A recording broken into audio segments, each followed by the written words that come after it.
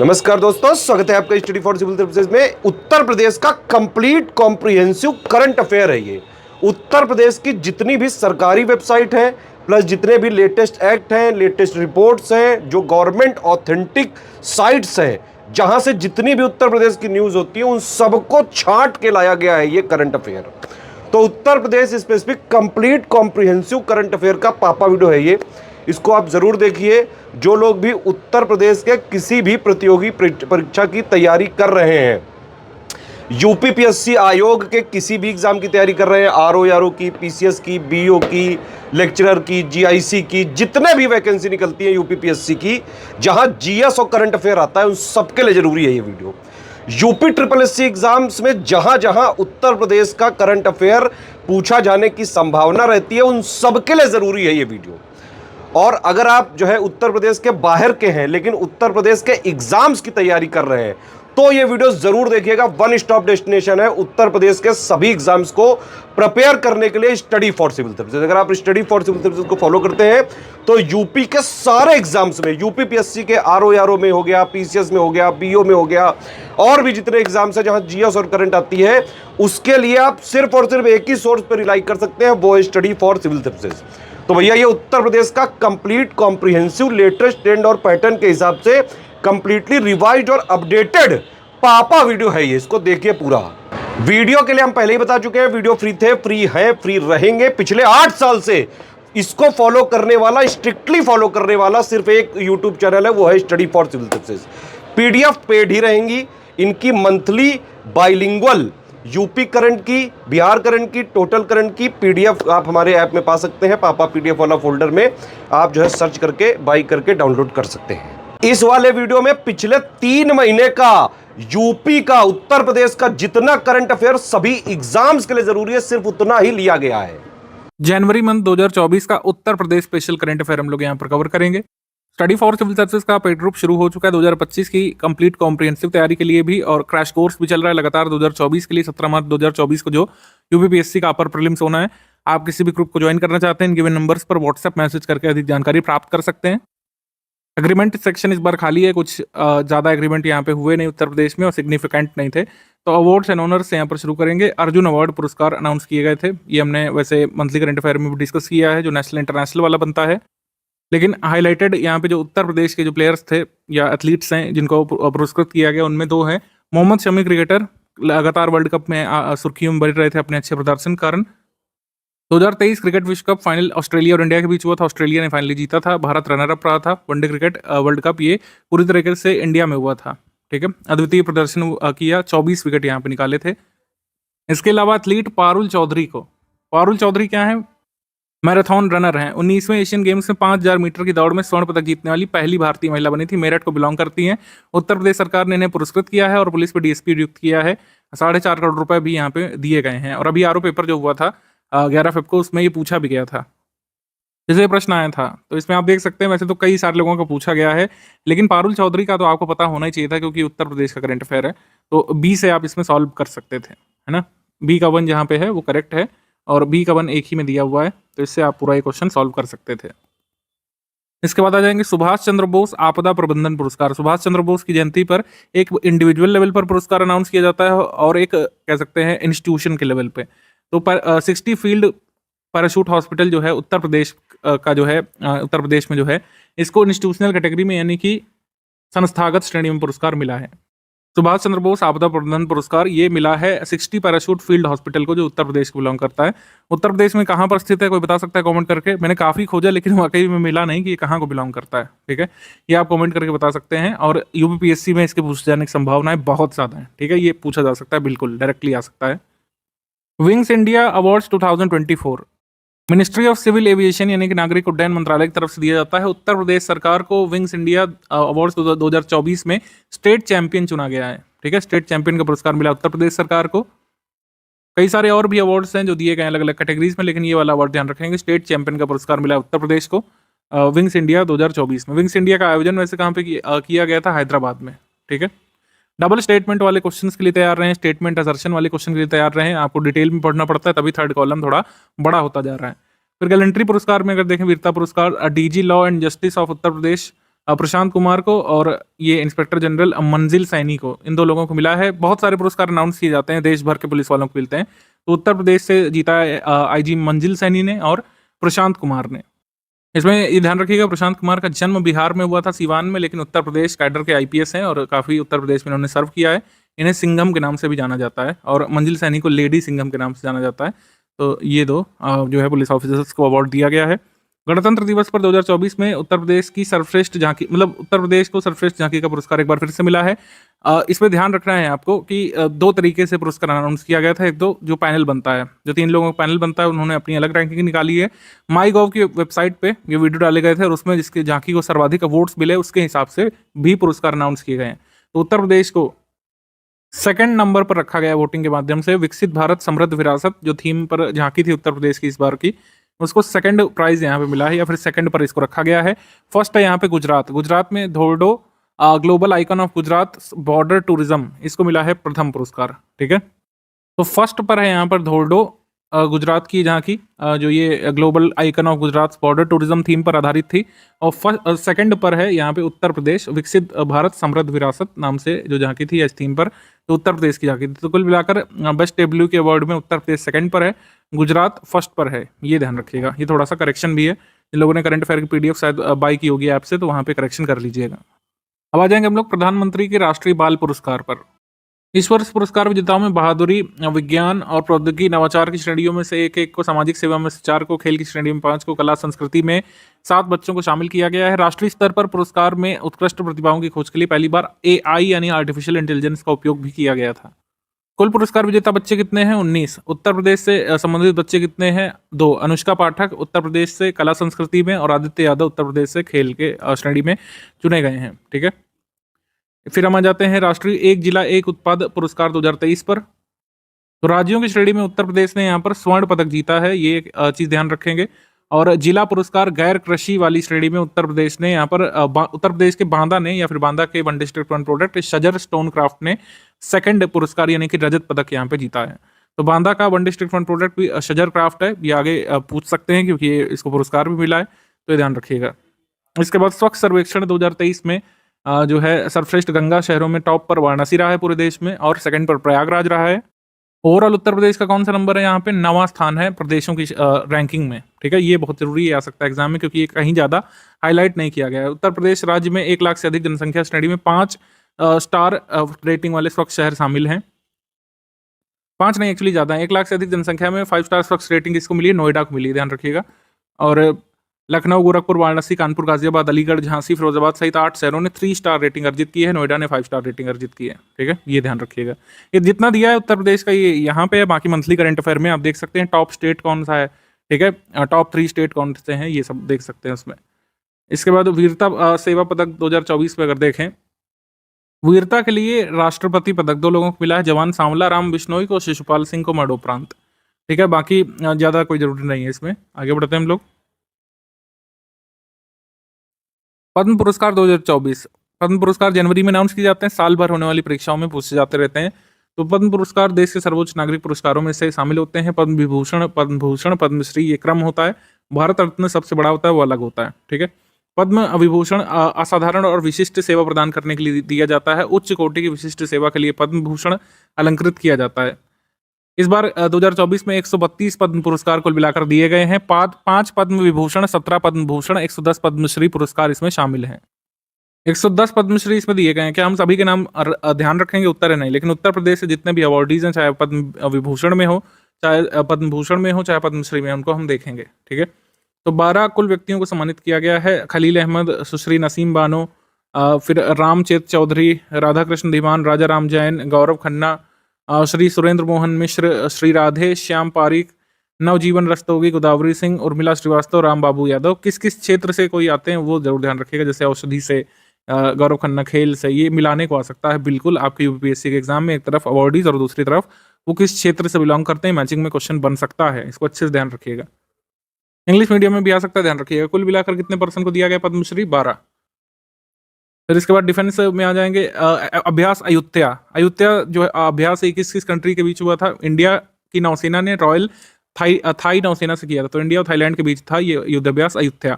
अब अयोध्या नाम है, जो कि अयोध्या से जो कह सकते हैं थोड़ा सा मैच हो रहा है।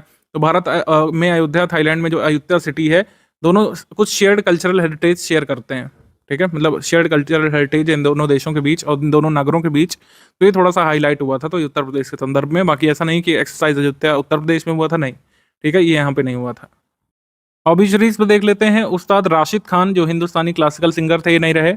राशिद खान का जन्म उत्तर प्रदेश के बदायूं में हुआ था। ये एक इन्फॉर्मेशन जरूरी हो सकती है। किस घराने से हैं, ये बहुत जरूरी होता है। रामपुर साहेस्वान घराने को बिलोंग करते हैं। वर्ष 2006 में उन्हें पद्मश्री मिला था और संगीत नाटक अकादमी पुरस्कार मिल चुका है। अब आ जाते हैं डॉक्टर प्रभा अत्रे पर। उत्तर प्रदेश के किराना घराने की मशहूर मशहूर शास्त्रीय गायिका ये नहीं रही। इनको पद्म भूषण तक मिल चुका है और 2022 में पद्म विभूषण तक मिला था। ठीक है, तो ये अवार्ड इनके जरूर देख लीजिएगा। हाईएस्ट इनको ऑनर क्या मिला है, पद्म विभूषण। मुनव्वर राणा ये फेमस उर्दू पोएट ये नहीं रहे, रायबरेली में जन्मे थे और उनकी एक कविता है शाहदाबा, इनके लिए साहित्य अकादमी पुरस्कार इन्हें मिला था 2014 में। पंडित हरिराम द्विवेदी हिंदी और भोजपुरी के प्रख्यात कवि, गीतकार और साहित्यकार हैं। इनका जन्म हुआ था मिर्जापुर में, मिर्जापुर उत्तर प्रदेश में। इसके बाद समिट्स में इंडिया फूड एक्सपो 2023, इसका आयोजन लखनऊ में हुआ था। भागीदार देश इसमें वियतनाम था। इसको आयोजित किसने किया, डिपार्टमेंट ऑफ हॉर्टिकल्चर और फूड प्रोसेसिंग उत्तर प्रदेश सरकार ने और इंडियन इंडस्ट्रीज एसोसिएशन ने। आपको कभी कभी लगता होगा कि ये हम क्यों बता रहे हैं, आजकल ये सब भी पूछे जाने लग रहा है, आपको पता होना चाहिए। इंडस फूड 2024 ये कहाँ पे हुआ था, ग्रेटर नोएडा में हुआ था। वाणिज्य विभाग के सहयोग से trade promotion council of India द्वारा मेगा फूड शो का आयोजन हुआ था इंडस 2024। इसका उद्घाटन किया था हमारे वाणिज्य मंत्री श्री पीयूष गोयल जी ने। तो इंडस फूड 2024 ये ग्रेटर नोएडा में और इंडिया फूड एक्सपो ये कहाँ पे हुआ था, लखनऊ में। ये एक जैसे मिलते जुलते नाम है, ये कंफ्यूज नहीं करिएगा इसमें। 27वां नेशनल यूथ फेस्टिवल ये नासिक में हुआ था उत्तर प्रदेश से। बस इसका इतना लेना देना है कि राष्ट्रीय युवा उत्सव में उत्तर प्रदेश की प्रतिनिधित्व करते हुए सृष्टि दीक्षित ने कहानी लेखन प्रतियोगिता में प्रथम स्थान प्राप्त किया था। बस इसलिए उत्तर प्रदेश करंट अफेयर में इसको हमने लिया है। बाकी ये हुआ था नासिक महाराष्ट्र में और इसकी थीम थी विकसित भारत @2047, युवा के लिए, युवा के द्वारा, यानी कि for the youth by the youth. Ranks report index में राज्यों की स्टार्टअप रैंकिंग आई थी department of promotion of industries and internal trade के द्वारा। तो उत्तर प्रदेश को 1 करोड़ जनसंख्या से अधिक वाले राज्यों की श्रेणी में उत्तर प्रदेश, आंध्र प्रदेश, असम और उत्तराखंड, मध्य प्रदेश के साथ लीडर की श्रेणी में रखा गया है। तो जैसे पूछें कि किस श्रेणी में उत्तर प्रदेश स्टार्टअप रैंकिंग 2023 में, या फिर कह सकते हैं 2022 में जो अभी आई 2024 में, लीडर स्टडी में उत्तर प्रदेश को रखा गया है, ध्यान रखिएगा। इसमें कोई स्कोर वगैरह नहीं है था, अदरवाइज हम स्कोर भी आपको बता देते हैं। स्कोर अलग अलग टाइप के हैं, एक कंसोलिडेटेड स्कोर नहीं है कोई स्टेट्स का। तो लीडर स्टडी में उत्तर प्रदेश, ध्यान रखिएगा। इसके बाद realty consulting firm CBRE south Asia की रिपोर्ट आई थी। इसमें कहा गया कि भारत में सबसे अधिक आबादी वाला राज्य उत्तर प्रदेश राष्ट्रीय MSME परिदृश्य में 9% हिस्सेदारी रखता है। यानी कि जितना भी MSME लैंडस्केप है, इसमें उत्तर प्रदेश की हिस्सेदारी कितनी है, 9%। ठीक है, 3 राज्यों में उल्लेखनीय स्थान प्राप्त किया है। ज्यादातर MSMEs कहाँ से हैं, पूरे देश के, उत्तर प्रदेश, तमिलनाडु, मध्य प्रदेश से, माफ कीजिए महाराष्ट्र से। महाराष्ट्र, तमिलनाडु, उत्तर प्रदेश। उत्तर प्रदेश के कई शहरों में MSME क्लस्टर बनाए गए हैं, जैसे कि आगरा है, कानपुर, वाराणसी, लखनऊ, मेरठ, गाजियाबाद, ये सब हैं। जैसे आपसे पूछे कहाँ पर MSME क्लस्टर नहीं है, तो इनके अलावा जो सिटीज हैं उसमें नहीं होंगे। इसके बाद climate trends and respire living science की रिपोर्ट आई थी। इसमें बताया गया कि पिछले 5 वर्षों में 72% कमी की है उत्तर प्रदेश के वाराणसी ने अपने पार्टिकुलेट मैटर के कंसंट्रेशन में। ठीक है, इसके बाद आगरा का नंबर आता है, तो इसमें कमी की गई है। नेशनल क्लीन एयर प्रोग्राम ये कब लॉन्च किया गया था, जनवरी में 2019 में किया गया था। 5 साल इसके पूरे हो गए हैं, ध्यान रखिएगा। कितने सिटी पूरे भारत से इसमें शामिल किए गए हैं, 131, जहां पर एयर क्वालिटी इंप्रूव होनी है। उत्तर प्रदेश के 17 शहरों को इसमें शामिल किया गया है, जिनके नाम यहाँ पे लिखे हुए हैं। कौन कौन से हैं, आगरा, इलाहाबाद, गाजियाबाद, कानपुर, लखनऊ और मेरठ, वाराणसी, अनपारा, बरेली, फिरोजाबाद, गजरौला, गोरखपुर, झांसी, खुर्जा, मुरादाबाद, नोएडा और रायबरेली, इनको शामिल किया गया है। ये ध्यान रखिएगा, 17 शहरों को कुल मिलाकर शामिल किया गया है। उत्तर प्रदेश फोकस पेपर 2024-25 ये नाबार्ड ने जारी किया उत्तर प्रदेश के लिए कि उत्तर प्रदेश को किस तरीके से अपना ऋण वगैरह देना होगा MSMEs को कृषि के क्षेत्र में और अन्य क्षेत्र में, जिससे 1 ट्रिलियन की अर्थव्यवस्था बनने का जो लक्ष्य है उत्तर प्रदेश का 2027 तक, उसको हासिल किया जा सके। ठीक है, पहले लक्ष्य 2024 का था, लेकिन हम 1 ट्रिलियन का लक्ष्य है 2027। ठीक है, ये ध्यान रखिएगा। इसके बाद multi dimensional poverty in India 2005-6 से लेकर अब तक अगर देखें लेटेस्ट आंकड़ों के अनुसार, तो सर्वाधिक लोगों को गरीबी रेखा से बाहर लाने में आगे कौन है राज्य? उत्तर प्रदेश है। ये आप मेंशन करेंगे जब भी उत्तर प्रदेश की कहीं न कहीं आप ग्रोथ स्टोरी के बारे में मेंशन करेंगे, क्योंकि ये सब मेंस में आता है। प्रीलिम्स में भले ही ना आए, लेकिन मेंस में आ सकता है कि उत्तर प्रदेश ने पॉवर्टी के लिए क्या काम किया। पॉवर्टी एक इंपॉर्टेंट टॉपिक भी है उत्तर प्रदेश के सिलेबस में, पीसीएस में। तो आप ये मेंशन करेंगे कि सर्वाधिक लोगों को बहुआयामी निर्धनता से बाहर लाने में टॉप पर कौन है? उत्तर प्रदेश। पिछले 5 वर्षों में 3.43 करोड़ लोग बहुआयामी निर्धनता से बाहर आए हैं। इसके बाद राम मंदिर अयोध्या में अलग से वीडियो भी हमने इसमें दिया था। बाकी चीज़ें हम बता चुके हैं। एक बार कुछ चीज़ें आप लोग ज़रूर रिवाइज़ कर लीजिए। जैसे रामलला के प्रथम नेक्स्ट फ्रेंड कौन थे? कोर्ट केस के दौरान ये थे देवकीनंदन अग्रवाल। राम मंदिर की अनुमानित लागत ये है, इसका निर्माण किसने किया है? राम जन्मभूमि तीर्थ क्षेत्र ट्रस्ट के द्वारा कराया गया है। अध्यक्ष जिसके हैं नृत्य गोपाल दास। इसकी वास्तु के बारे में बात करें तो 5 चबूतरे और मंडप, कौन-कौन से मंडप हैं उनके बारे में लिखा है। नृत्य मंडप, रंग मंडप, सभा मंडप, प्रार्थना मंडप, कीर्तन मंडप। आंतरिक भाग के मुख्य वास्तुकार कौन है? चंद्रकांत भाई सोमपुरा। इन्होंने नागर शैली की वास्तुकला की गुर्जर चालुक्य शैली में इसको डिजाइन किया है। ठीक है, नागर शैली की वास्तुकला की गुर्जर चालुक्य शैली में, ये बहुत जरूरी हो सकता है। राम मंदिर का निर्माण engineering and construction company Larsen and Toubro और टाटा समूह ने मिलकर के इसमें किया है। मंदिर के निर्माण के लिए राजस्थान के बंसी पहाड़पुर से पत्थरों का उपयोग यहाँ पे किया गया था। बाकी मूर्ति के बारे में बात करें तो दिव्य मूर्ति को मैसूर कर्नाटक के कारीगर अरुण योगीराज ने डिजाइन किया। 51 इंच की मूर्ति है। 5 साल के बच्चे के रूप में रामलला का दृश्य यहाँ पे उकेरा गया है पत्थर पे।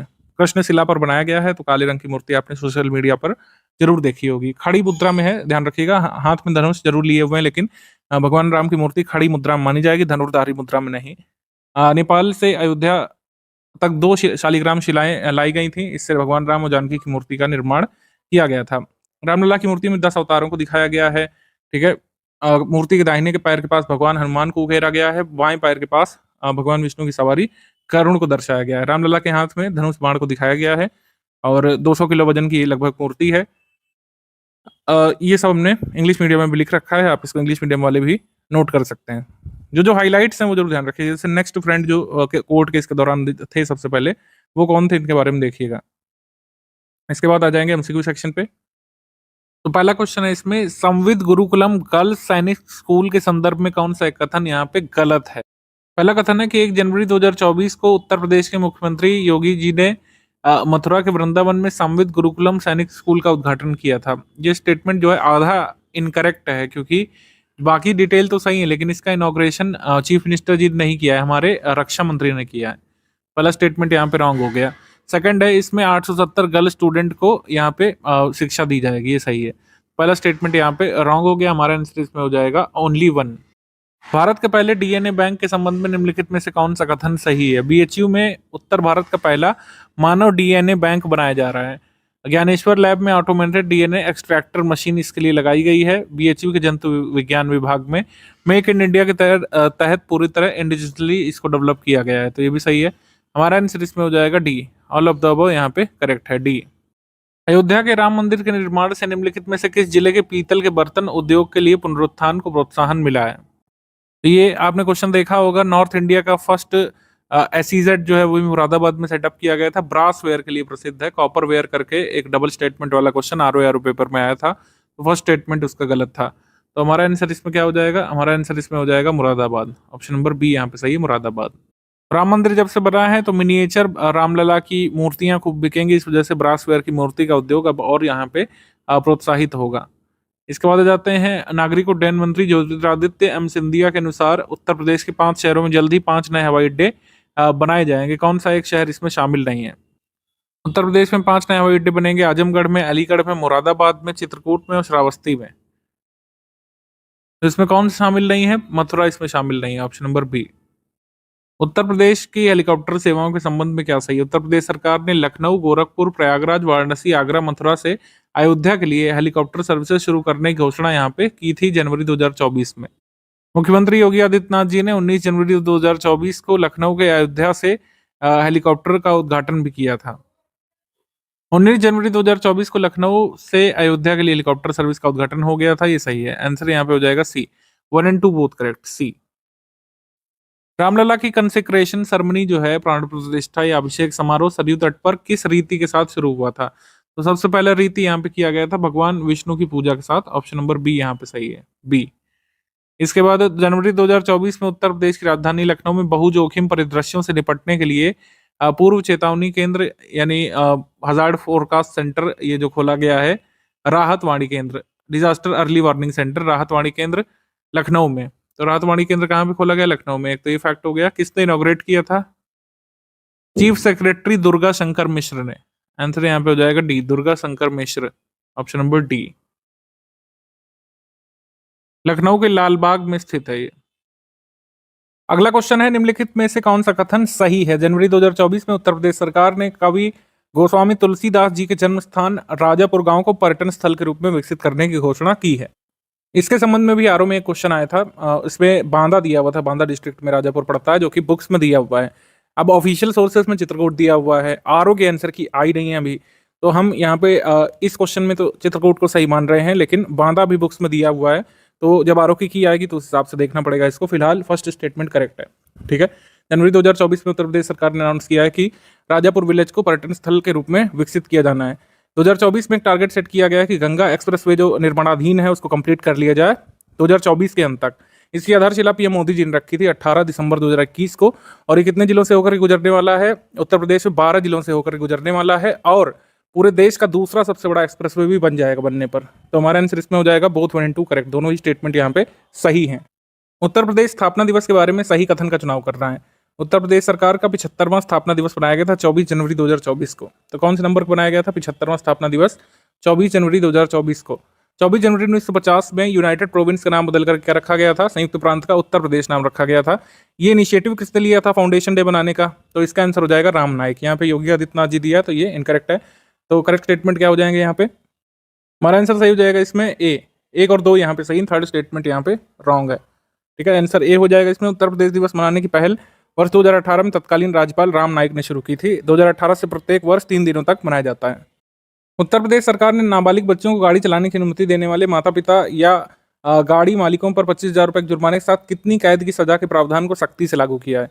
तो 3 साल की कैद उनको होती है जो अपने या तो बच्चों को या तो फिर कोई भी व्यक्ति किसी माइनर को गाड़ी चलाने के लिए देता है, तो उसको 25,000 रुपये जुर्माना और 3 साल की सजा यहाँ पर हो सकती है।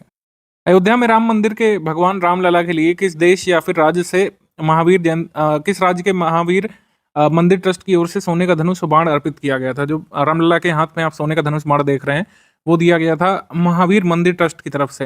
ये कहाँ पे स्थित है? ये बिहार में स्थित है, option number A. Project Bhishma चर्चा में रहा था। भीष्म क्या है? बेसिकली एक क्यूब है, क्यूब यानी कि मोबाइल हॉस्पिटल है।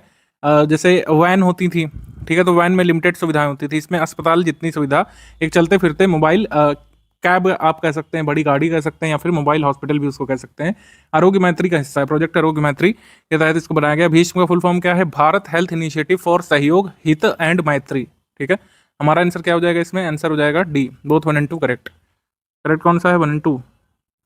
ऑस्कर अवार्ड विजेता प्रसिद्ध डॉक्यूमेंट्री फिल्म स्माइल पिंकी में मुख्य भूमिका निभाने वाली पिंकी उत्तर प्रदेश के किस जिले में बेटी बचाओ बेटी पढ़ाओ के ब्रांड एम्बेसडर के रूप में नियुक्त की गई है? तो ये स्माइल पिंकी किरदार में जो पिंकी का किरदार जिसने निभाया था वो मिर्ज़ापुर से बिलोंग करती है। बेटी बचाओ बेटी पढ़ाओ का एम्बेसडर कर रही है, उसका प्रचार प्रसार करेगी। ये कहाँ से? मिर्ज़ापुर से। उत्तर प्रदेश सरकार द्वारा अयोध्या के ट्रांसफॉर्मेशन के लिए नव्य अयोध्या नामक एक परियोजना शुरू की है। नव्य अयोध्या सही है। इसके बाद उपराष्ट्रपति जगदीप धनखड़ ने उत्तर प्रदेश की राजधानी लखनऊ में 2 दिवसीय अटल स्वास्थ्य मेले का उद्घाटन किया था। तो ये स्वास्थ्य मेला वगैरह कोई भी फेस्टिवल है उत्तर प्रदेश में, उसमें बहुत पूछा जाता है। उद्घाटन किसने किया? तो ये उपराष्ट्रपति जी ने किया था। हमारे एग्जाम में दे सकते हैं कि प्रधानमंत्री जी ने किया था, ठीक है। स्वास्थ्य परिवार कल्याण मंत्रालय के अनुसार 12 जनवरी 2024 तक उत्तर प्रदेश राज्य में सभी राज्यों में से सबसे अधिक आयुष्मान कार्ड बना के इशू कर दिए गए हैं। तो ये भी सही है। हमारा आंसर हो जाएगा इस पर डी। सारे कथन यहाँ पे सही हैं, तीनों कथन सही है। आयुष्मान कार्ड जारी करने के मामले में उत्तर प्रदेश टॉप पर है, फिर मध्य प्रदेश है, फिर महाराष्ट्र है, फिर गुजरात है।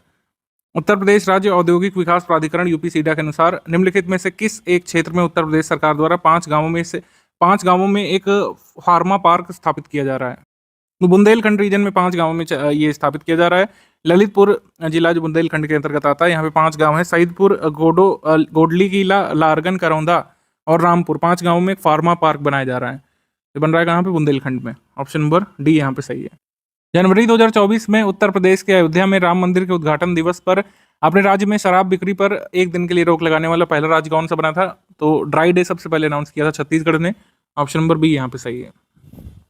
उत्तर प्रदेश के संबंध में कौन सा कथन सही है? योगी आदित्यनाथ जी ने अनाउंस किया था कि उत्तर प्रदेश भारत की दूसरी सबसे बड़ी अर्थव्यवस्था वाला राज्य बन गया था। सबसे बड़ी अर्थव्यवस्था महाराष्ट्र की है, उसके बाद उत्तर प्रदेश आ चुका है। $1 ट्रिलियन की अर्थव्यवस्था बनना है उत्तर प्रदेश को कब तक? 2027 तक, जब भारत $5 ट्रिलियन की अर्थव्यवस्था बन रहा होगा। ठीक है, इसके बाद राज्य की कुल जीडीपी 2022-23 में 21.85 लाख करोड़ रुपए से अधिक हो गई है। ये स्टेटमेंट रॉन्ग है। एग्जैक्ट फिगर क्या है? Increase to more than 22.58 lakh crore रुपए से ये इंक्रीज हुई है। तो आंसर इसमें क्या हो जाएगा? आंसर हो जाएगा इसमें 1 और 2 ओनली, सी। इसके बाद आ जाएंगे हम लोग, जनवरी 2024 में निम्नलिखित में से किसने उत्तर प्रदेश में 928 पीएम श्री स्कूलों का शुभारंभ किया है?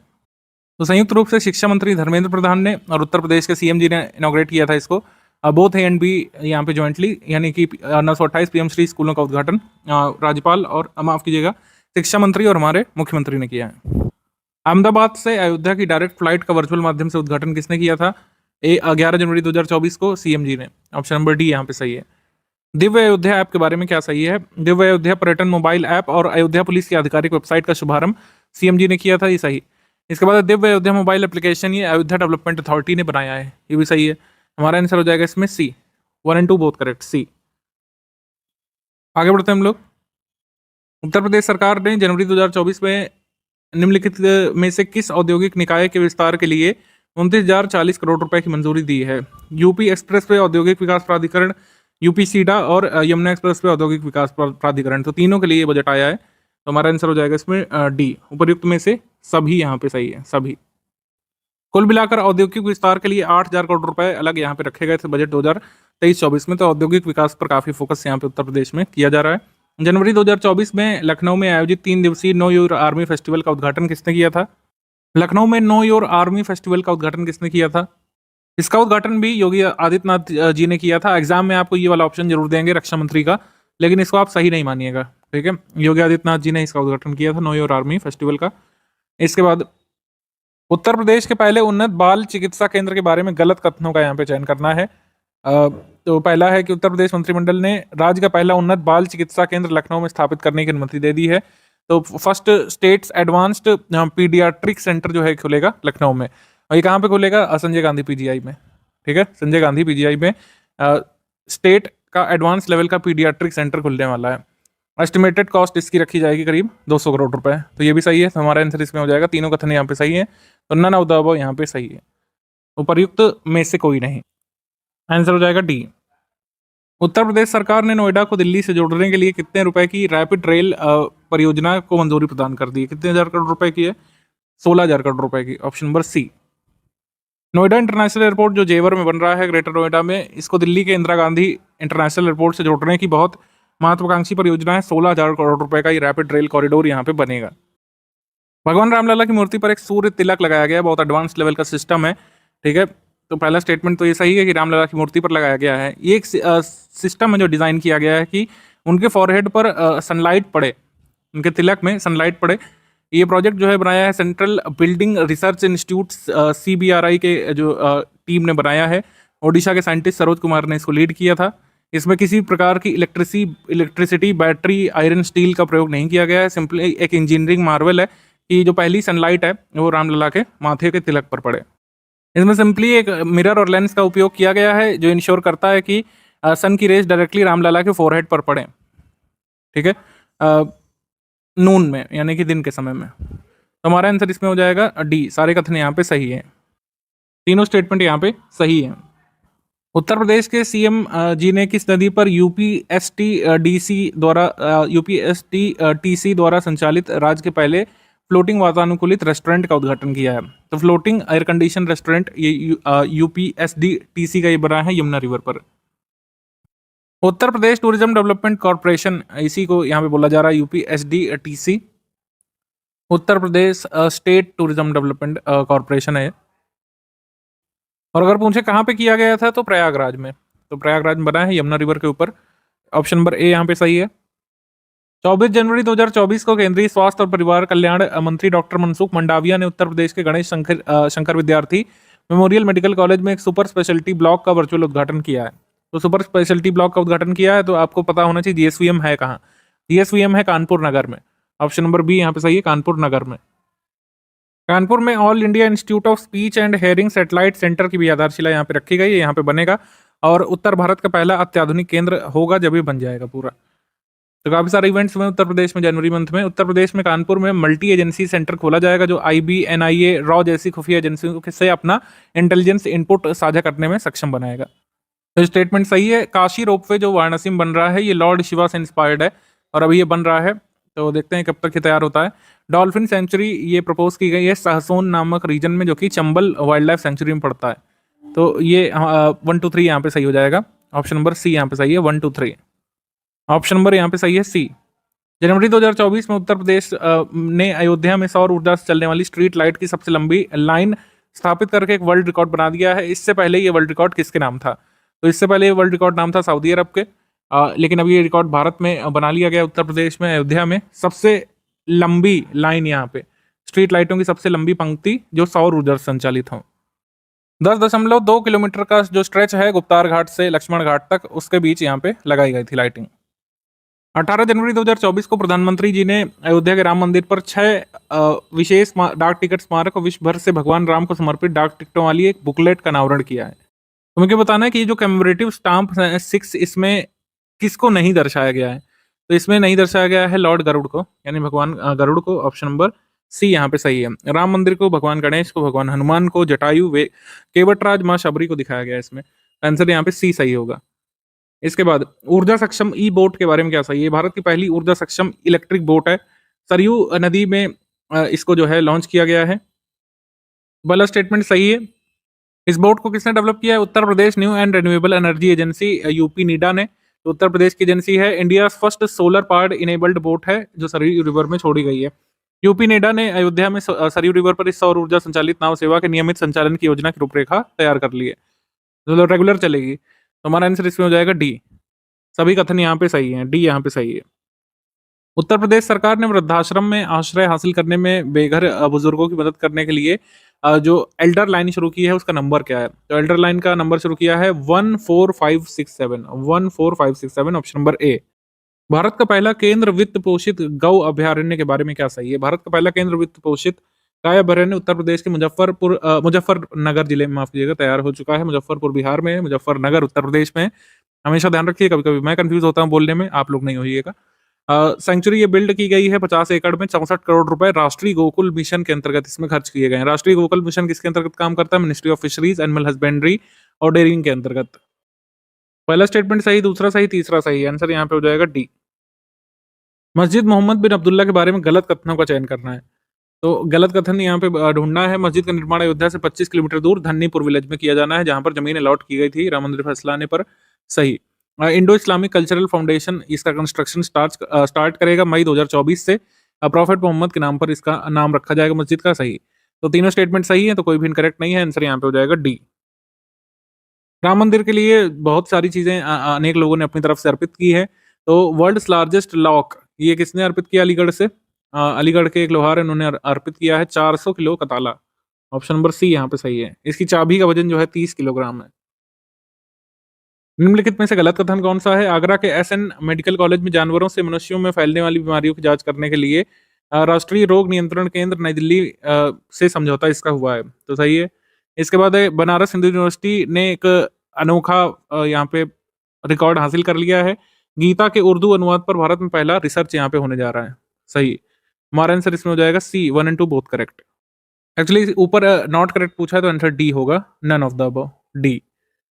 इसके बाद नेचर एंड बर्ड फेस्टिवल 2024 के लिए सही कथन का चयन करना है। Nature and bird festival Uttar Pradesh सरकार के नेतृत्व में 27 जनवरी से 2 फरवरी तक चला था। वर्ल्ड वेटलैंड डे पर बर्ड फेस्टिवल का आयोजन यहाँ पे किया गया था। सही। बर्ड फेस्टिवल का आयोजन कहाँ पे किया गया? चंद्रशेखर आजाद पक्षी विहार नवाबगंज उन्नाव में जो है वहां पे इसका आयोजन किया गया था। बर्ड फेस्टिवल का आयोजन वन विभाग के साथ अन्य विभागों एवं संस्थाओं यथा शैक्षणिक संस्थानों, वन्यजीव फोटोग्राफर्स आदि की सहभागिता इसमें देखी गई थी। हमारा आंसर क्या हो जाएगा? सी यहाँ पे सही है। तीनों स्टेटमेंट यहाँ पे सही है। वाराणसी अपने सभी वार्डों के लिए 3D शहरी स्थानिक डिजिटल ट्विन्स विकसित करने वाला भारत का पहला शहर बनने की ओर अग्रसर है। ये इनिशिएटिव सबसे पहले कहाँ पे शुरू किया गया था? तो ये इनिशिएटिव सबसे पहले जयपुर में शुरू हुआ था। उसी की तर्ज पे वाराणसी अपने सभी वार्डों का एक 3D urban special digital twin बनाने वाला है। अभी क्या चीज़ है ये मैं थोड़ा-सा नहीं बताऊँगा, अभी आपको बाद में बताऊँगा, क्योंकि इसमें थोड़ा एक वीडियो ही बनाना पड़ सकता है। लाइडार का इसमें यूज़ होता है, light detection and ranging technique का। इसको बाद में बताएँगे, लेकिन ये कहाँ बन रहा है ये आपको पता होना चाहिए। ठीक है? ये वाराणसी में बन रहा है। इसको सबसे पहले हालाँकि जयपुर में शुरू किया गया था, option number B. Uttar Pradesh interoperable criminal justice platform पर एंट्रीज़ दर्ज करने वाला पहले स्थान पर रहने वाला राज्य है लगातार कई वर्षों से। ठीक है? ये भी सही है। इसके बाद मल्टी इंस्टीट्यूशनल रिसर्चर्स की एक टीम ने जो आईआईटी से है, इसने एक ऐसा स्पेशल मेटल डेवलप किया है जो हाई एंट्रोपी मिश्र धातु है जो कि ग्रीन हाइड्रोजन को पानी से अलग कर सकता है। यानी कि special metal high entropy alloy capable of separating green hydrogen from water, water से ग्रीन हाइड्रोजन सेपरेट कर सकता है। ये भी सही है। आंसर यहाँ पे हो जाएगा सी, 1 एंड 2 बोथ करेक्ट, सी। कानपुर में उत्तर प्रदेश का पहला ग्रीन हाइड्रोजन प्लांट स्थापित किया गया है राष्ट्रीय शर्करा संस्थान में, नेशनल शुगर इंस्टीट्यूट में, ध्यान रखिएगा। इसके बाद जनवरी 2024 में पर्वतारोही और सेना से रिटायर्ड वीरेंद्र सिसोदिया ने गणतंत्र दिवस पर अफ्रीका के सबसे ऊंचे पर्वत किलिमंजारो पर चढ़ाई कर राम मंदिर राम मंदिर का जो मतलब झंडा है वो और तिरंगा झंडा लहराया। वीरेंद्र सिसोदिया उत्तर प्रदेश के किस नगर से बिलोंग करते हैं? वीरेंद्र सिसोदिया बिलोंग करते हैं लखनऊ से, ऑप्शन नंबर सी। उत्तर प्रदेश के मुख्यमंत्री जी ने जनवरी 2024 में अयोध्या से 8 शहरों के लिए स्पाइस जेट की विमान सेवा शुरू की है। 8 शहरों में कौन सा शामिल नहीं है? तो इसमें अयोध्या नहीं शामिल है, ऑब्वियस सी बात है, अयोध्या से तो कनेक्ट ही कर रहे हैं। तो अयोध्या से लेकर कहाँ तक चलेगी ये फ्लाइटें? अभी फिलहाल दिल्ली, चेन्नई, पटना, जयपुर, दरभंगा, मुंबई, बेंगलुरु को कनेक्ट किया गया है। ऑप्शन नंबर ए यहाँ पे सही है। उत्तर प्रदेश सरकार ने निम्नलिखित में से किस शहर में 25,000 घरों में सौर छत यानी रूफटॉप सोलर पैनल्स लगाने की यहाँ पे घोषणा की है? तो 25,000 रूफटॉप सोलर पैनल्स लगाए जाएंगे वाराणसी में, ऑप्शन नंबर सी। उत्तर प्रदेश सेमीकंडक्टर पॉलिसी करने वाला लागू करने वाला या चौथा राज्य है पूरे भारत में। कौन सा वो पहला स्टेट है जिसने पॉलिसी को अप्रूव किया था? तो सेमीकंडक्टर पॉलिसी सबसे पहले गुजरात लाया था, ये हमने मंथली करंट अफेयर वीडियो में बताया भी है। उत्तर प्रदेश का रैंक 4th है सेमीकंडक्टर पॉलिसी लागू करने में। सेमीकंडक्टर पॉलिसी अप्रूव की गई है जनवरी 2024 में। इसके बाद हाल ही में चर्चा रहे येलो, ऑरेंज और ग्रीन अलर्ट के संबंध में कौन सा कथन सही है? येलो अलर्ट ये डिनोट करता है कि बैड वेदर कंडीशंस हैं और जो है और भी खराब हो सकता है वेदर, इस वजह से आप सतर्क रहें। ऑरेंज अलर्ट में ये होता है कि बहुत ही खराब वेदर एक्सपेक्ट किया जाता है और ट्रांसपोर्ट, रेल, रोड डिस्ट्रप्शन हो सकता है। ग्रीन अलर्ट का मतलब है कि वेदर इवेंट कोई ऐसा हो सकता है लेकिन कोई घबराने वाली बात नहीं है, या फिर एडवाइजरी इशू करने की जरूरत नहीं है। तो ये तीनों स्टेटमेंट सही हैं। अभी बीच में मौसम खराब हुआ था उत्तर प्रदेश में काफी, तो ये कुछ ऑरेंज अलर्ट कई जगह पर जारी किया गया था। तो हमारा आंसर क्या हो जाएगा इसमें? हमारा आंसर हो जाएगा यहाँ पे डी, सारे कथन यहाँ पे सही है। फेब मंथ 2024 का Uttar Pradesh current affair cover करेंगे बाइलिंगुअल फॉर्मेट में। सबसे पहले अपॉइंटमेंट सेक्शन यानी कि नियुक्तियां। आईपीएस अधिकारी प्रशांत कुमार ये नए एक्टिंग डीजीपी बने हैं उत्तर प्रदेश के। उत्तर प्रदेश का डीजीपी विजय कुमार थे, ये नई अब पोस्ट पर हैं। इनको रिप्लेस किया गया है प्रशांत कुमार के द्वारा। प्रशांत कुमार का जो टेन्योर है ये मई 2025 तक रहने वाला है। क्रिकेटर दीप्ति शर्मा खेलती हैं इंडियन विमेंस क्रिकेट टीम से। उत्तर प्रदेश में इनको डीएसपी बनाया गया है। कई सारे राज्यों में ये प्रथा है स्पोर्ट्स में अच्छा करने वाले प्लेयर्स को विभिन्न एडमिनिस्ट्रेटिव पोस्ट देना, तो उसी क्रम में दीप्ति शर्मा को डीएसपी अभी यहाँ पे बनाया गया है। दीप्ति शर्मा जो है कहाँ की रेजिडेंट है? आगरा, उत्तर प्रदेश की। इसके बाद अवार्ड्स एंड ऑनर्स देख लेते हैं फेब मंथ के। भारत रत्न 2024, भारत रत्न 5 अवार्डीज को दिया गया था जनवरी में। चौधरी चरण सिंह उनमें से हैं जो उत्तर प्रदेश को बिलोंग करते हैं। एल के आडवाणी, एमएस स्वामीनाथन, कर्पूरी ठाकुर, नरसिम्हा राव, ये अवार्डीज हैं। इनके नाम भी ध्यान रखना है आपको। चौधरी चरण सिंह का जन्म स्थान मेरठ है उत्तर प्रदेश में। पूर्व प्रधानमंत्री, गृह मंत्री रह चुके हैं। उत्तर प्रदेश के 2 बार मुख्यमंत्री रह चुके हैं चौधरी चरण सिंह। भारत रत्न प्राप्त करने वाले उत्तर प्रदेश के 12वें व्यक्ति हैं और उत्तर प्रदेश से प्रधानमंत्री बनने के बाद भारत रत्न पाने वाले 6ठे नेता ये बने हैं। इसके बाद रानी लक्ष्मीबाई पुरस्कार और लक्ष्मण पुरस्कार। रानी लक्ष्मीबाई पुरस्कार और लक्ष्मण पुरस्कार उत्तर प्रदेश सरकार के द्वारा स्पोर्ट्स एक्सीलेंस के लिए दिए जाते हैं, ध्यान रखना है, खिलाड़ियों को दिया जाता है।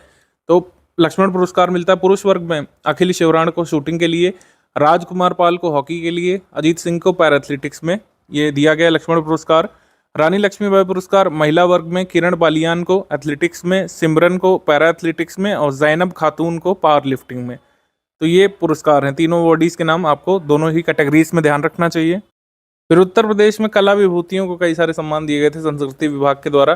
तो इसमें जैन संस्कृति संवर्धन पुरस्कार है, संत कबीर अकादमी पुरस्कार, बिरजू महाराज कथक सम्मान, बाबा योगेंद्र कला सम्मान, संगीत नाटक अकादमी का आचार्य भरत मुनि सम्मान, तो इनके अवॉर्डीज़ के नाम एक बार देख सकते हैं। अभी तक इनमें पूछा नहीं गया है कुछ भी, लेकिन हम देखते हैं हर बार, हो सकता है मैचिंग में आ जाए अलग अलग अवॉर्डीज़ के नाम मिलाने को अवार्ड से। तो एक बार देख लीजिए इसको। उत्तर प्रदेश एवं जनजातीय संस्कृति संस्थान लखनऊ का बिरसा मुंडा जनजातीय सम्मान, अंतर्राष्ट्रीय बौद्ध संस्थान लखनऊ का बौद्ध संस्कृति संवर्धन सम्मान, ये सब देख लीजिएगा इसको। आगे बढ़ते हैं हम लोग। आगे है डिफेंस में फेब 2024 में एक इंपॉर्टेंट न्यूज़ आई है। अडानी ग्रुप ने इंडिया का फर्स्ट और साउथ एशिया का largest ammunition missile manufacturing complex यहाँ पे खोला है साढ़ नामक जगह पर, कानपुर में, उत्तर प्रदेश में। कानपुर के साढ़ नामक जगह पर largest ammunition missile manufacturing complex खोला है, जो पूरे साउथ एशिया का लार्जेस्ट है, भारत का पहला है। उत्तर प्रदेश डिफेंस इंडस्ट्रियल कॉरिडोर जो एक कह सकते हैं महत्वाकांक्षी परियोजना है, इसमें 6 नोड्स हैं। तो जैसे कानपुर नोड है, तो कानपुर में इन्वेस्टमेंट यहाँ पे किया है अडानी ग्रुप ने। तो ऐसे ही कई जगह पर कई सारी चीज़ें यहाँ पे चलती हुई देखने को मिलेंगी। इसमें बेसिक आपको पता होना चाहिए कि Uttar Pradesh defence industrial corridor जो बन रहा है उसका नोड्स कहाँ कहाँ पे, यानी कि कहाँ कहाँ पे कॉम्प्लेक्स बनेंगे। तो लखनऊ, कानपुर, अलीगढ़ ये इधर हो गए, आगरा इधर वेस्ट यूपी में, फिर झांसी यहाँ पे साउथ में, और चित्रकूट यहाँ पे। तो ये 6 नोड है। इनमें से एक नोड जो कानपुर में बन रहा है, इसमें इन्वेस्टमेंट किया है अडानी ग्रुप ने। तो कानपुर में बेसिकली गोला बारूद और मिसाइलों का निर्माण किया जाएगा। 2 बड़े प्लांट खोले जाएंगे। दक्षिण एशिया में अब तक का सबसे बड़ा रक्षा मैन्युफैक्चरिंग कॉम्प्लेक्स होगा। लगभग 3000 करोड़ रुपए का इन्वेस्टमेंट अडानी ग्रुप ने करने का इसमें फैसला किया है। आगे ये बनेगा, इसकी आधारशिला रखी गई है। समिट सेक्शन में देख लेते हैं ग्राउंड ब्रेकिंग समारोह। ग्राउंड ब्रेकिंग समारोह जो है, इसमें होता क्या है बेसिकली, जो कई जगह से इन्वेस्टमेंट आता है उत्तर प्रदेश में, उसको एक्चुअल में ग्राउंड पे लाने की शुरुआत होती है। इसी को हम लोग ग्राउंड ब्रेकिंग सेरेमनी बोलते हैं। ठीक, ground breaking ceremony Uttar Pradesh ने पहले भी की है 2018 में, और अभी ये लेटेस्ट किया है 19 से 21 फरवरी 2024 के बीच लखनऊ के इंदिरा गांधी प्रतिष्ठान में ग्राउंड ब्रेकिंग सेरेमनी का आयोजन यहाँ पे किया गया था। मोदी जी को बुलाया गया इसमें, और कई सारे निवेश को धरातल पर लाने के लिए भूमि पूजन बेसिकली किया गया। अब ज़्यादा इसमें डिटेल में नहीं जाएंगे, लेकिन जो मेजर परियोजनाएं हैं जो बनने वाली, जैसे चंदौली में एक एकीकृत टाउनशिप बनेगी 333 एकड़ को कवर करने वाली। चंदौली में एक वर्ल्ड ट्रेड सेंटर का भी विकास किया जाना है। तो वर्ल्ड ट्रेड सेंटर कहाँ पे बनेगा? चंदौली में। नोएडा डेवलपमेंट कंपनी द्वारा जो है यहाँ पे बनाया जाएगा चंदौली में वर्ल्ड ट्रेड सेंटर। तो ये है कुल मिला करके 2 major important aspect ground breaking ceremony के, इसको ध्यान रखिएगा। आगे यूपी भारत में विदेशी निवेश के लिए एक उभरता हुआ गंतव्य नाम से एक सम्मेलन हुआ था राजधानी लखनऊ में, 20 फरवरी को हुआ था। इसी ग्राउंड ब्रेकिंग सेरेमनी के दौरान UP and emerging destination for foreign investment in India conference. अब जो ये आंकड़े ये प्रीलिम्स के लिए तो बहुत ज़रूरी नहीं है, लेकिन मेंस के लिए ज़रूरी हो सकते हैं। उत्तर प्रदेश का जो ग्रोथ स्टोरी है उसके बारे में आप लिखेंगे, या फिर उत्तर प्रदेश कैसे इन्वेस्टमेंट अट्रैक्ट कर रहा है उसके बारे में कोई फिगर आपको देना हो, तो जो मुख्यमंत्री जी ने बताया है ये फिगर आप दे सकते हैं कि एफडीआई अमाउंट जो उत्तर प्रदेश में 2000 में आती थी, सन 2000 में 17 सालों में ये 4 गुना हो गई है। ठीक है, 4 टाइम्स यहाँ पे बढ़ा है। बीमारू जो स्टेट कहा जाता था, आशीष बोस जो डेमोग्राफर थे, उन्होंने 1980s में जो एक रिपोर्ट बनाई थी उसमें बीमारू स्टेट कहा था उत्तर प्रदेश को। यू से उत्तर प्रदेश है, आर से राजस्थान है, एम ए से मध्य प्रदेश है, ठीक है, और बी आई से बिहार है। तो ये बीमारू स्टेट कहे जाते थे।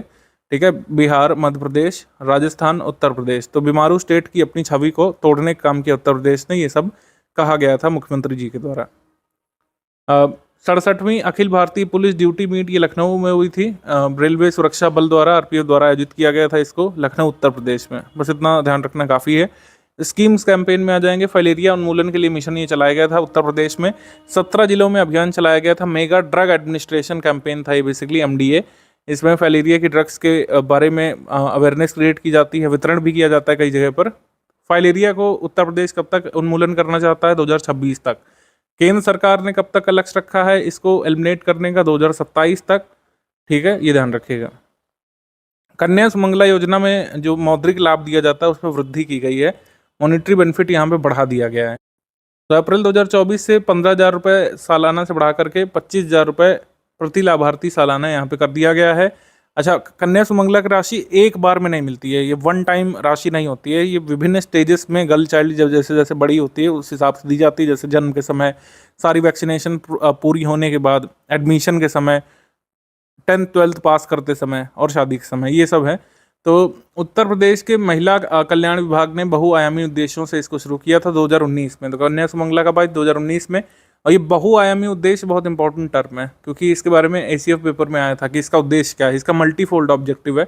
इसका उद्देश्य कन्या भ्रूण हत्या का उन्मूलन, लैंगिक समानता का संवर्धन करना, बाल विवाह को रोकना, लड़कियों को के स्वास्थ्य और शिक्षा का संवर्धन करना, इस क्षेत्र में सुधार करना, आत्मनिर्भर बनाना लड़कियों को, और लड़कियों के प्रति सकारात्मक सामाजिक धारणा विकसित करना। ये सब मल्टीफोल्ड ऑब्जेक्टिव है, सभी ऑब्जेक्टिव देख लीजिएगा, ठीक है।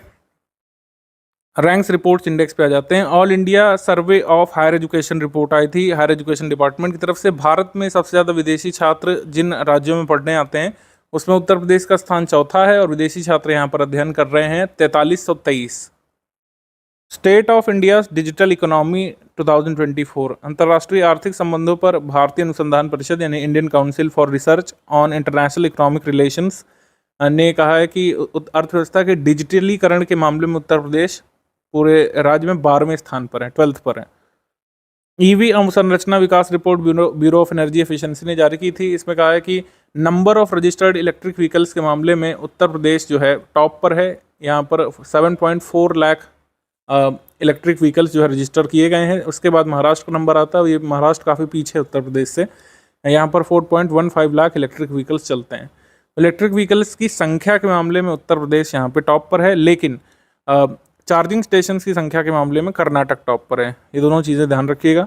Most valuable company of Uttar Pradesh, international publishing group Hurun India के द्वारा यह रिपोर्ट आई थी कि राज्य की सबसे मूल्यवान कंपनी वाले शीर्ष जिले, यानी कि सबसे ज़्यादा कंपनीज कहाँ पे कार्यरत हैं, तो नोएडा में है, ऑब्वियस सी बात है, हमेशा से है। फिर कानपुर में, फिर गाजियाबाद में, फिर आगरा में। तो ये यहाँ पे रिपोर्ट थी। और उत्तर प्रदेश की सबसे मूल्यवान कंपनी के रूप में कौन सी है? HCL पहले स्थान पर है। इसके बाद आ जाएंगे यूपी हेल्थ रैंकिंग डैशबोर्ड। जनवरी 2024 का डैशबोर्ड आया था। इसमें स्वास्थ्य रैंकिंग में वाराणसी ने 8वीं बार शीर्ष स्थान इसमें बरकरार रखा है, ठीक है, यूपी हेल्थ रैंकिंग डैशबोर्ड में।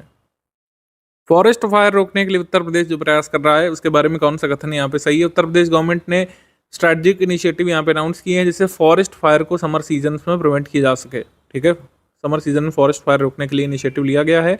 उत्तर प्रदेश की गवर्नमेंट ने 1 फेब से 7 फेब तक फायर सेफ्टी वीक यहाँ पे बनाया था सभी जिलों में, स्टेट में, और एक फायर कंट्रोल रूम भी सेटअप किया गया है और principal chief conservator of forest के ऑफिस में लखनऊ में।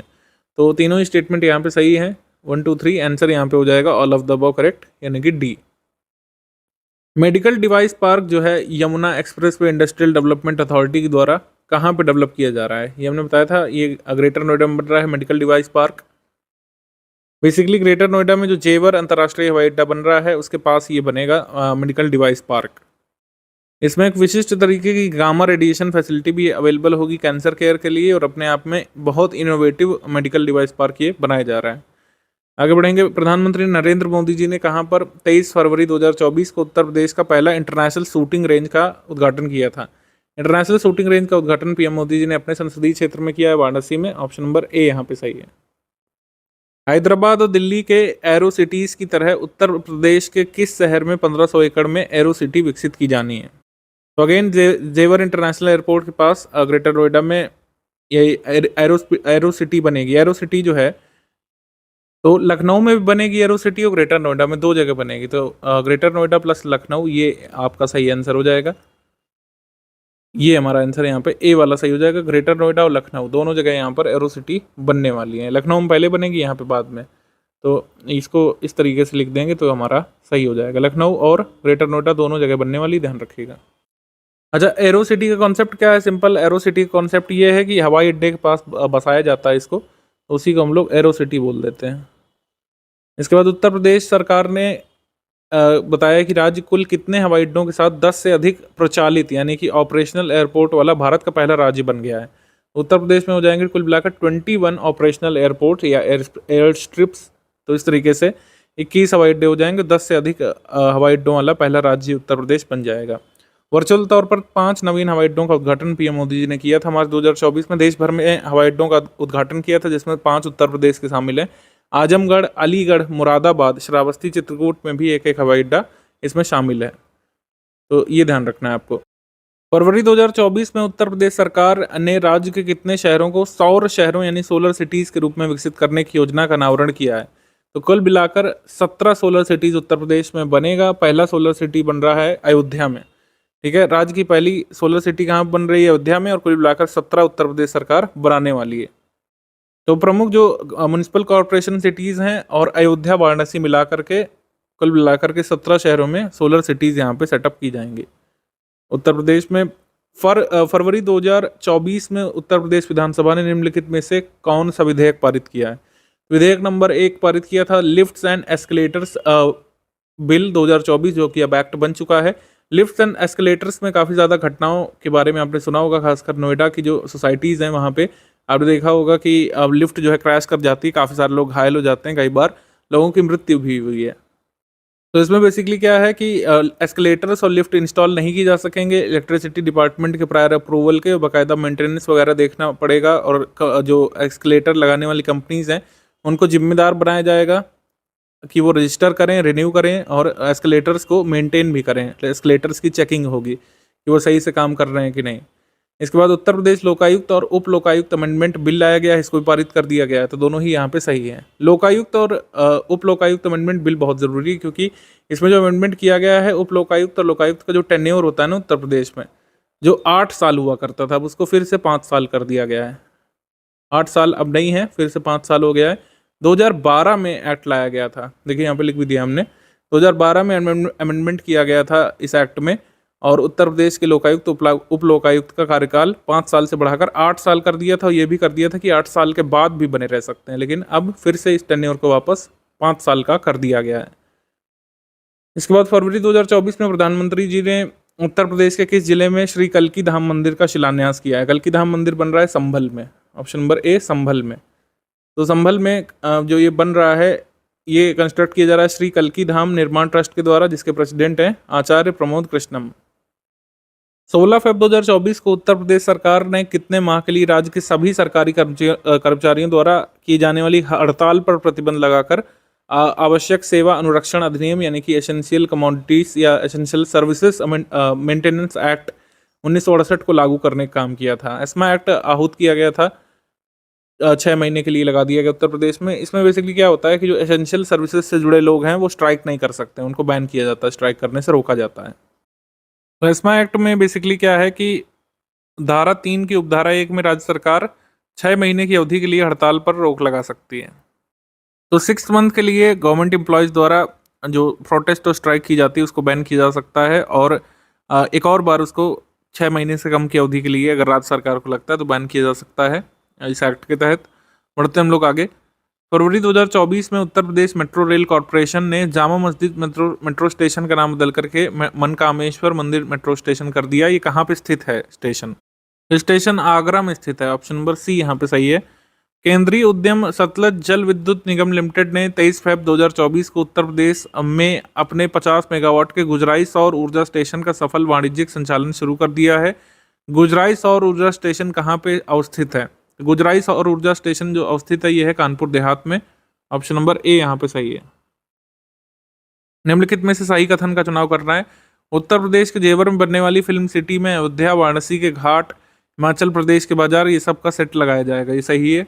और सेकंड है ग्रेटर नोएडा में ईडा द्वारा जो बनाया जा रहा है Yamuna expressway industrial development authority द्वारा मेडिकल डिवाइस पार्क, इसमें गामा रेडिएशन सुविधा उपलब्ध होगी, ये तो कराई चुके हैं। ऑप्शन नंबर सी यहाँ पे सही है, 1 और 2 बोथ करेक्ट।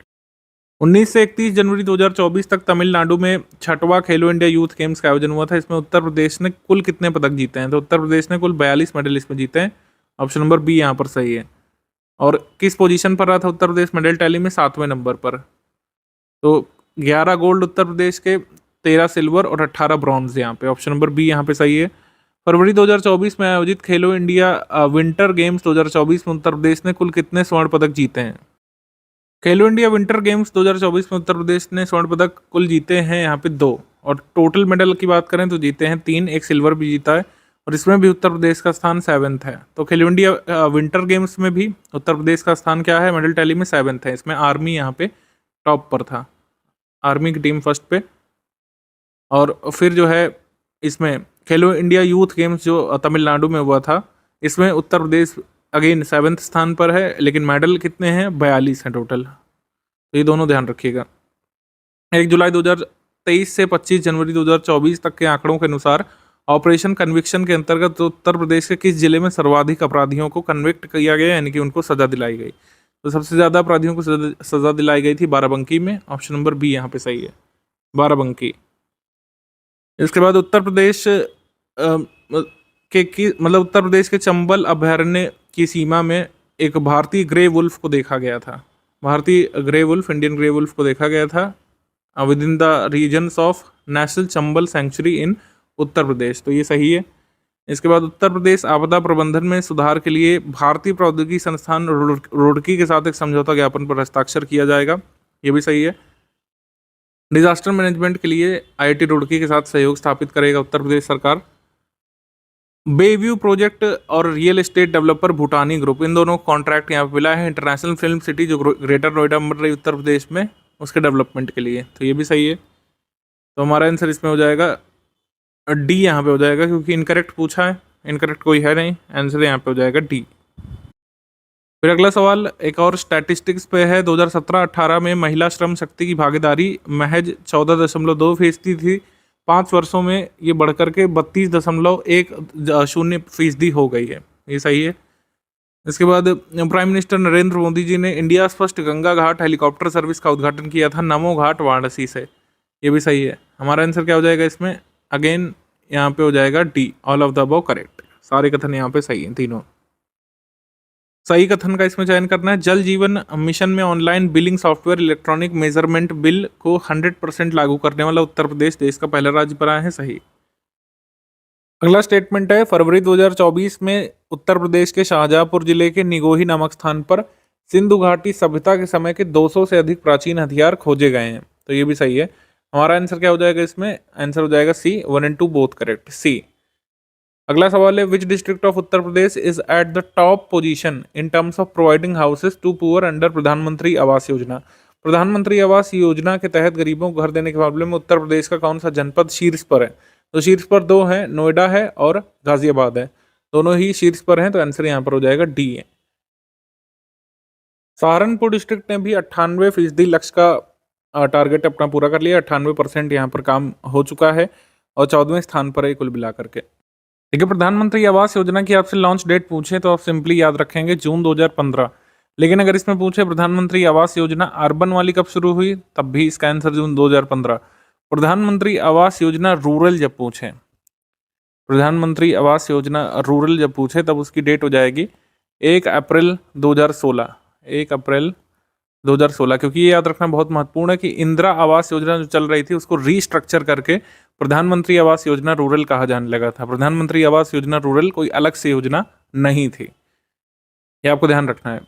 उसके बाद उत्तर प्रदेश की विधानसभा की कार्रवाई डिजिटल प्रारूप में मोबाइल पर देखने के लिए ऐप जो है किसने लॉन्च किया था? पहले तो ऐप का नाम है UPVS इंटेलिजेंट सर्च, यूपी विधानसभा इंटेलिजेंट सर्च को लॉन्च किया है स्पीकर ऑफ लेजिस्लेटिव असेंबली ने। सिंपल बात है, कोई भी ऐसा एप्लीकेशन या फिर कोई सुविधा विधानसभा के लिए हो तो उसको विधानसभा के अध्यक्ष जी लॉन्च करते हैं। इस समय कौन है? Shri Satish Mahana. Option number D यहाँ पर सही है, सतीश महाना। फरवरी 2024 में भारत का तीसरा और उत्तर प्रदेश का पहला सबसे बड़ा सोलर प्लांट कहाँ शुरू किया गया? 40 मेगावाट कैपेसिटी का सोलर पावर प्लांट यहाँ पे शुरू किया गया है अयोध्या में, ऑप्शन नंबर सी। और इसको NTPC ग्रीन एनर्जी लिमिटेड द्वारा ऑपरेट किया जाएगा और यूपी नेडा ने लीज पर लिया है एडमिनिस्ट्रेशन से इसको स्टैब्लिश करने के लिए। अगला सवाल है, पहला स्टेटमेंट इसका पढ़ेंगे, गलत कथन का चुनाव इसमें करना है। वाणिज्यिक वाहन बनाने वाली अशोक लीलैंड कंपनी ने उत्तर प्रदेश में भारत का पहला EV बैटरी प्लांट लॉन्च करने की घोषणा की है।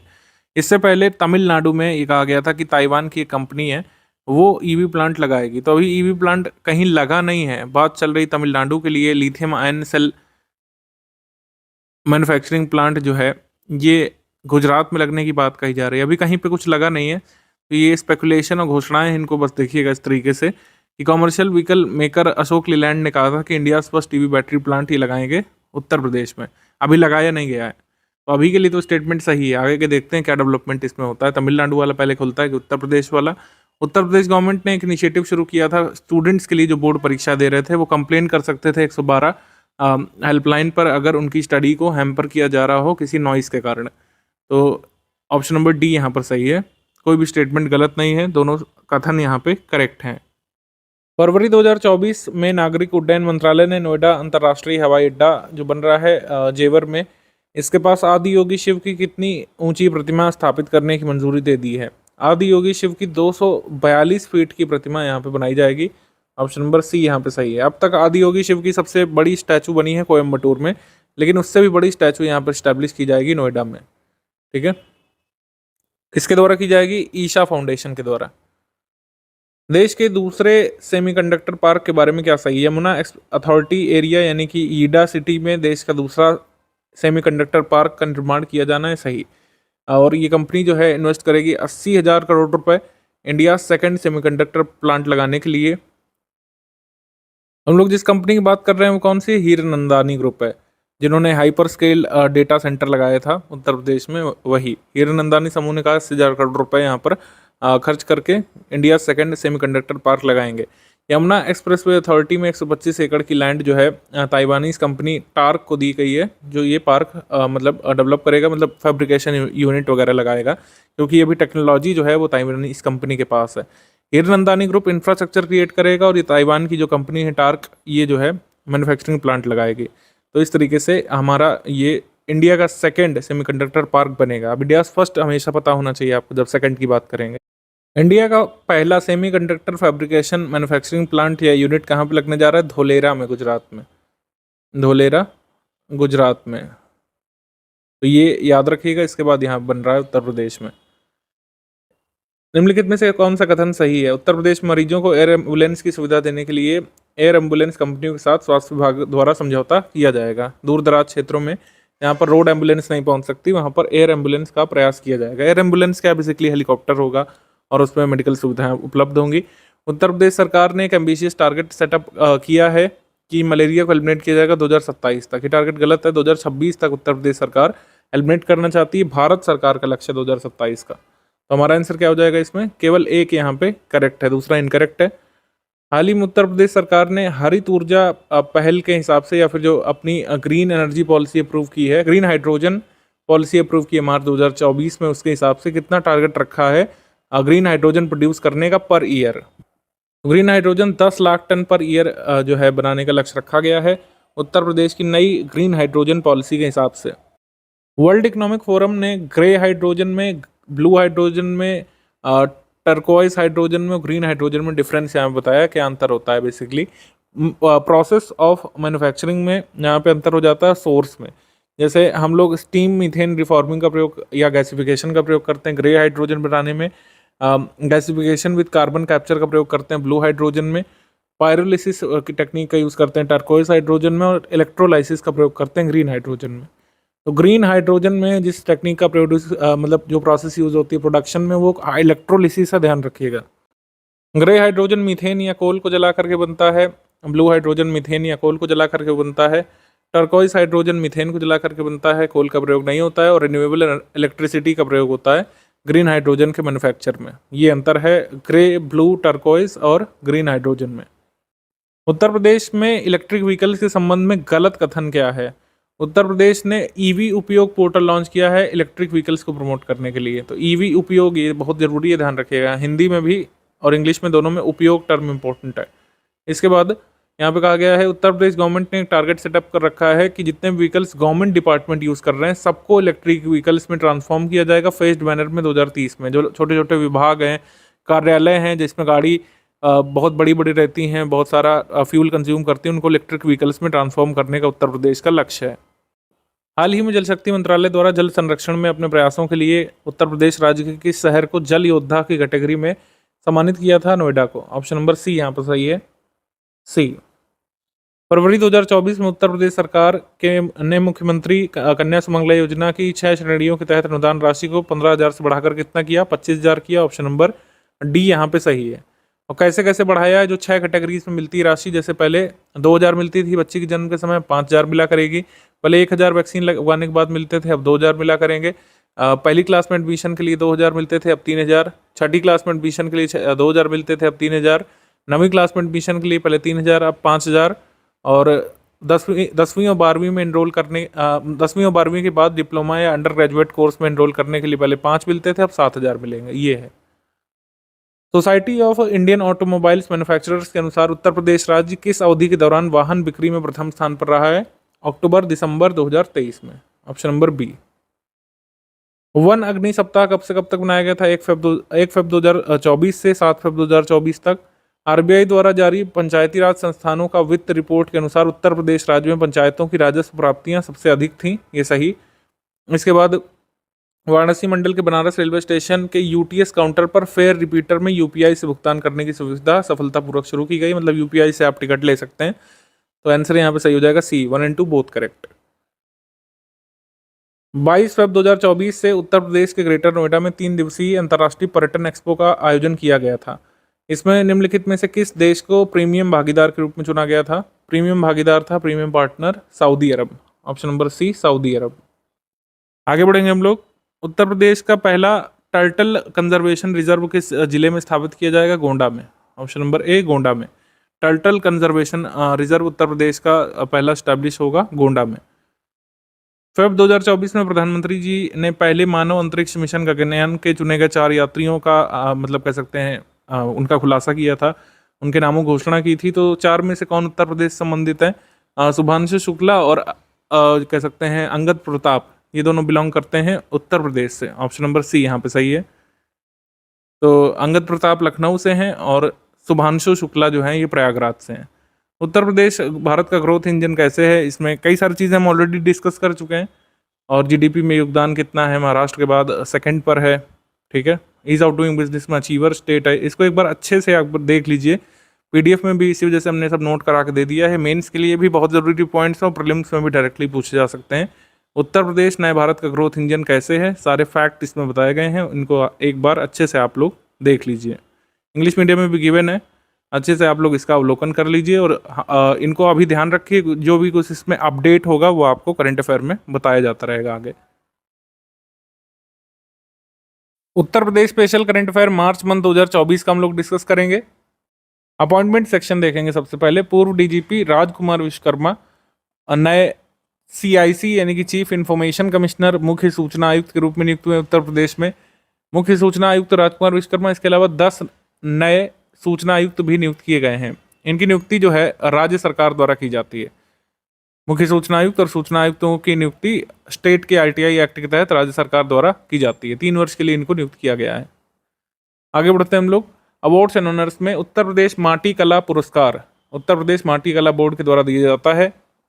उत्तर प्रदेश माटी कला बोर्ड कहाँ पर स्थित है? लखनऊ में। कृष्ण कुमार प्रजापति गोरखपुर से टेराकोटा के लिए, धर्मू सोनभद्र से मृदभांड और नक्काशीदार फूलदान बनाने के लिए, पुष्पा प्रजापति को आजमगढ़ से ये पुरस्कार मिला है, माटी कला पुरस्कार। मुख्यमंत्री जी ने जो अभी इंटरनेशनल ट्रेड शो का आयोजन किया गया था उसकी कर्टेन रेजर सेरेमनी में यानी कि उद्घाटन समारोह में लखनऊ की शबाना खातून को, अमरोहा के कृष्णपाल को, मेरठ के शीशपाल को उत्तर प्रदेश खादी और ग्रामोद्योग बोर्ड के द्वारा राज्य स्तरीय ग्रामोद्योगी पुरस्कार सम्मानित किया था। तो ये पुरस्कार एक बार देख लीजिए। इसके बाद पुरस्कार है उत्तर प्रदेश संस्कृत संस्थानम पुरस्कार। इसमें कुछ कैटेगरीज हैं। उत्तर प्रदेश संस्कृत संस्थान द्वारा दिया जाता है। विश्व भारती पुरस्कार डॉक्टर रास बिहारी द्विवेदी को जबलपुर मध्य प्रदेश से इन्हें मिला है। महर्षि वाल्मीकि पुरस्कार देवी साहेब पांडे दीप को अयोध्या से इन्हें, और महर्षि व्यास पुरस्कार ये मिला है प्रोफेसर आंजनेय शास्त्री को वाराणसी से, और नारद पुरस्कार मिला है गोप बंधु को, ये भी वाराणसी से। तो ये प्राप्तकर्ता और ये जो 4 पुरस्कार हैं ये मैचिंग में आ सकते हैं। तो इसको एक बार देख लीजिए। पहले कभी नहीं पूछा गया लेकिन आगे पूछा जा सकता है। स्कीम्स कैंपेन हमेशा ही जरूरी होते हैं स्टेट करंट अफेयर में। तो हरित हाइड्रोजन परियोजना मार्च 2024 में उत्तर प्रदेश कैबिनेट ने अपनी 5 वर्षीय हरित हाइड्रोजन नीति मतलब पॉलिसी को, ग्रीन हाइड्रोजन पॉलिसी को अप्रूव कर दिया है। इसका उद्देश्य क्या है? राष्ट्रीय हरित हाइड्रोजन मिशन जो है, नेशनल ग्रीन हाइड्रोजन मिशन जो केंद्रीय स्तर पर चल रहा है, जिसका उद्देश्य 2030 तक 5 मिलियन टन वार्षिक उत्पादन तक पहुंचने का है।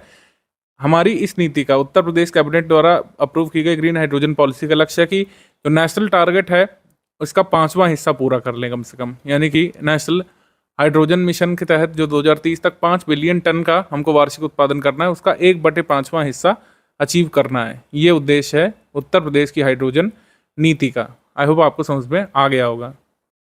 युवा योजना के बारे में अगर देखें तो उत्तर प्रदेश के मुख्यमंत्री जी ने मुख्यमंत्री युवा उद्यमी विकास अभियान की शुरुआत की है। सबसे पहले तो फुल फॉर्म इसमें याद रखिएगा, मुख्यमंत्री युवा उद्यमी विकास अभियान, ये है फुल फॉर्म। फुल फॉर्म से क्वेश्चन आ रहे हैं आजकल सभी एग्जाम में। इस योजना का लक्ष्य क्या है? हर साल 1 लाख युवा उद्यमियों को 5 लाख रुपए तक का ब्याज मुक्त ऋण प्रदान करना। तो ये ऋण देने की योजना है। अब इसके लाभार्थी कौन कौन होंगे उनकी लिस्ट हमने लास्ट कॉलम में लगा दी है कि इसमें एक जिला एक उत्पाद प्रशिक्षण एवं टूल किट योजना के जो लाभार्थी हैं, अनुसूचित जाति, अनुसूचित जनजाति, अन्य पिछड़ा वर्ग प्रशिक्षण योजना के जो लाभार्थी हैं, कौशल विकास मिशन द्वारा संचालित कौशल उन्नयन कार्यक्रम में जो लोग ट्रेनिंग प्राप्त करे हुए हैं वो युवा, इसके अलावा डिप्लोमा डिग्री जिनके पास है वे सभी इसके हकदार होंगे।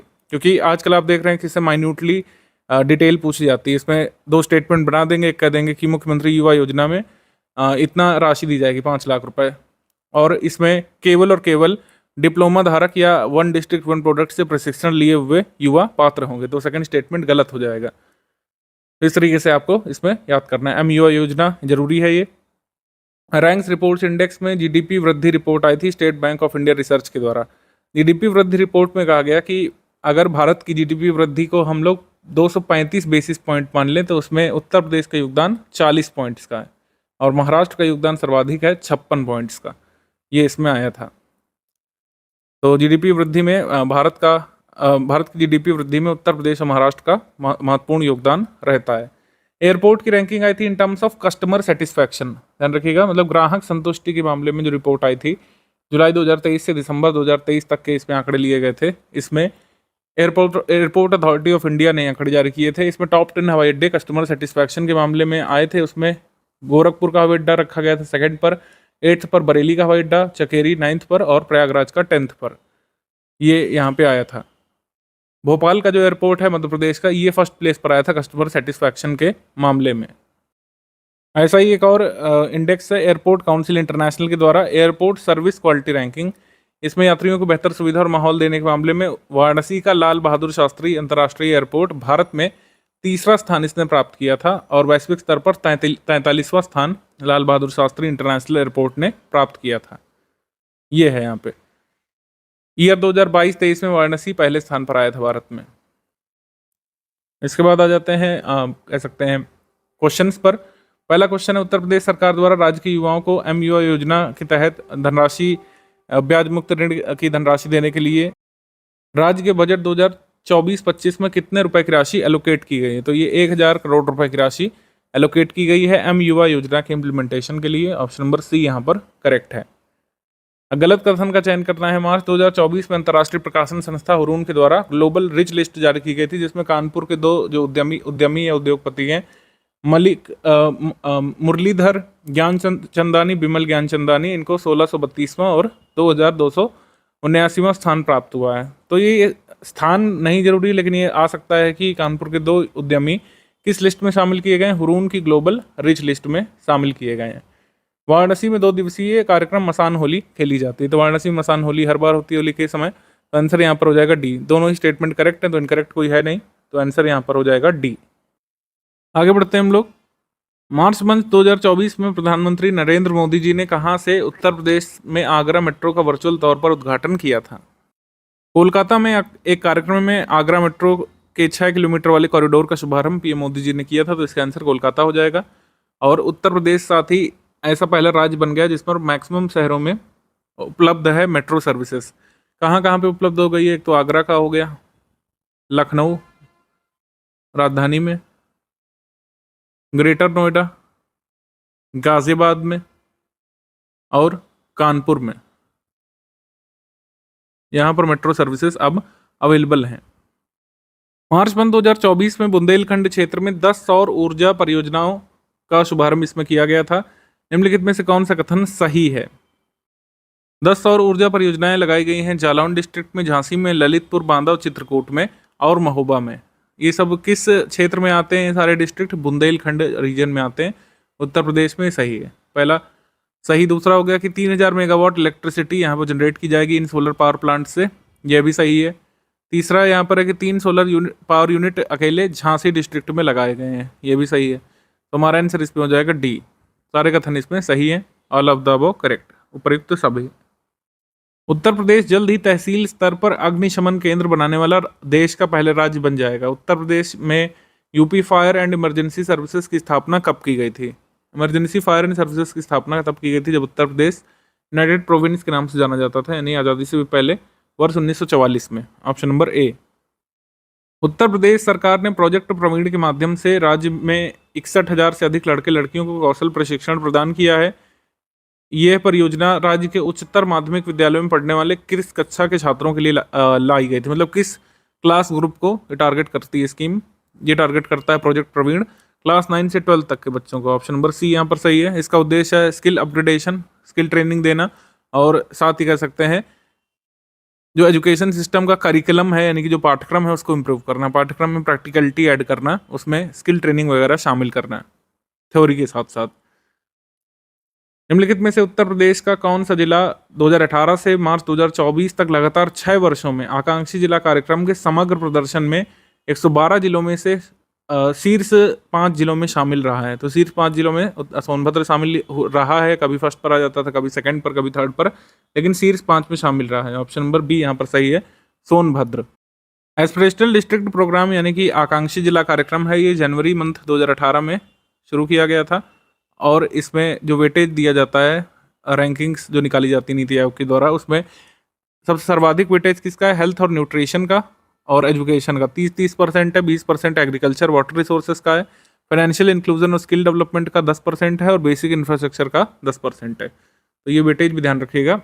Health, nutrition, education, agriculture and water resources, financial inclusion, skill development और बेसिक इंफ्रास्ट्रक्चर इसमें शामिल होता है।